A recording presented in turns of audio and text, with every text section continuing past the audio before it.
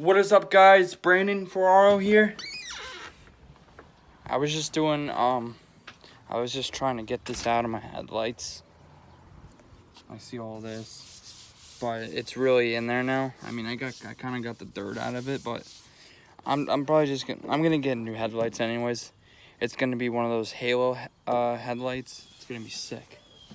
Let me just close this. This is what the inside of this looks like too. Let me just close this real quick. Oh man, this truck is so filthy. I haven't had the time to wash it. Oh, to let you guys know, look what else I did. Put the carbon fiber on the truck too as well. And you guys are gonna be happy with this. Watch this.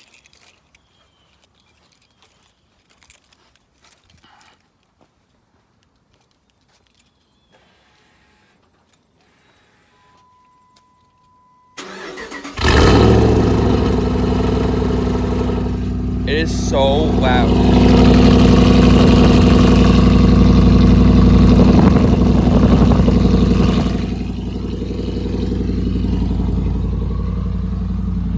This is what the lights look like on YouTube. It is so loud.